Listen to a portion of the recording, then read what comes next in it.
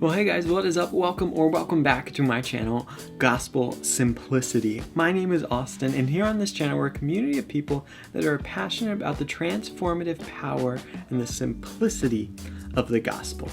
We're here to talk about life, Jesus, and the journey of faith in a real, honest, and open way that lead us to the life that we were created to live in Jesus. So if that is something you're like, yeah, I want to be a part of that, and you haven't subscribed already, be sure to do that to become a part of what we're doing here on this channel.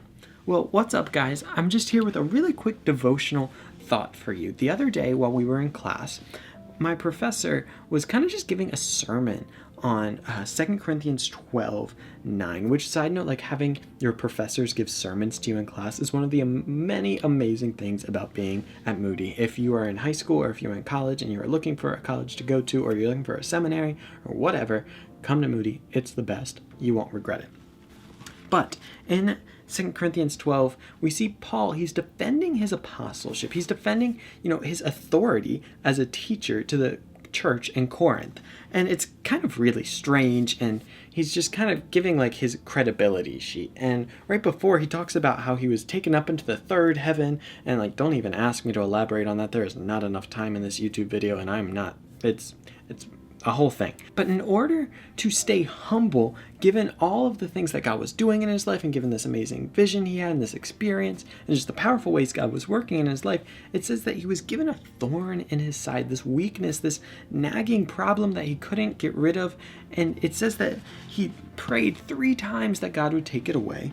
And then we see this passage in 2 Corinthians 12:9. It says this, "But he said to me," he being God, "My grace is sufficient for you, for my power is made perfect in weakness. Therefore I will boast all the more gladly of my weaknesses, so that the power of Christ may rest upon me. For the sake of Christ I am content with weaknesses, insults, hardships, persecutions, and calamities, for when I am weak, then I am strong."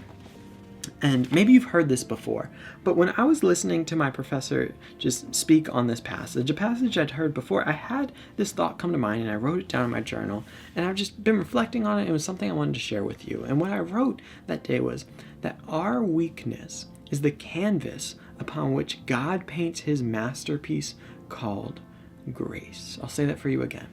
Our weakness is the canvas upon which God paints his masterpiece called grace. You see, I don't know your life, but maybe there's something in your life that you've been praying, God, take this away. Maybe it's a hardship. Maybe it's this thing you're facing, a circumstance. Maybe it's an illness. Maybe it's any type of thing that you have going on in your life. You see, the wonderful thing about this passage is Paul never tells us what the thorn in his flesh is, and I think it's best that way because it allows us to be able to relate with it more. But he does talk about, weaknesses, insults, hardships, persecutions, calamities, any of these things. When you have these weaknesses in your life and you say, God, take this from me. God, help me overcome this. God, take this away. God, help me beat this problem, whatever it is. And God says no.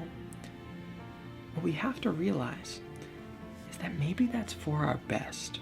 Because in fact, when we recognize our own weakness, that is when we can allow God to paint his masterpiece called grace on our lives. You see, we have this tendency as Christians and just as people in general to like to think that we can do things on our own, that we've got this under control. And God, if you want to help a little, that's cool, but mainly I've got this. But when we do that, we really say, God, I don't need your grace, because God's grace and his power are intertwined. We only receive the power of God through the grace of God. We only do anything actually through the grace of God, but that's a whole nother thing. But when we say, God, I've got this, what we're really saying is, God, I don't need you.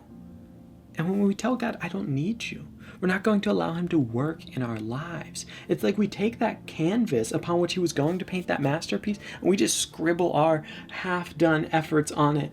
And we say, yeah, you see, I've got it. And God is saying, no, you don't. What God is saying is, allow me to work in your life. But in order to do that, I need you to recognize that you need me. You see, it's not that God gets more powerful when we're weak, right? To say that God's power is made perfect in weakness isn't to say that God gets more strong because we're weak. No, God's omnipotent. He has all strength. He's fine. But we're only going to see the power of God in our life when we surrender ourselves to Him, when we recognize, God, I can't do this on my own. God, this situation, it's too much for me. God, this struggle, I can't beat. God, the people around me that are hurling insults at me, I can't overcome. I can't overcome all the things that are placed in my life. I can't do it on my own. God says, I know, but my grace is sufficient for you. I know you can't do it, but I can. My grace is sufficient. My power is made perfect in your weakness. When you are weak, then you are strong, because when you are weak, you allow me to work in your life. When you recognize your dependence upon me, you allow me to work through you. You surrender yourself. You say, God, I can't do it. Have your way with me. Do with me as you please. And God works in you and transforms you. And with a surrendered life, you are able to do things that you never would have been able to do on your own. When you say, God, I need you, with God working in and through you, surrendered to God, allowing Him to have His way in you, you will accomplish far more than you ever could trying to go on your own. God's power is made perfect in your weakness.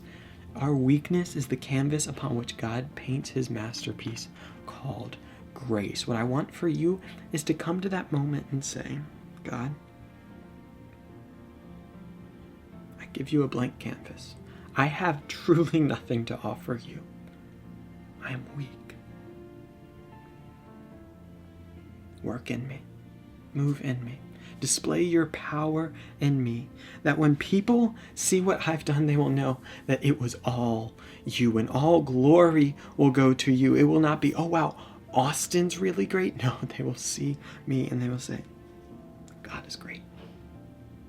Because I recognize my weakness. When they ask, I say, no, this was all God. I can't do this on my own.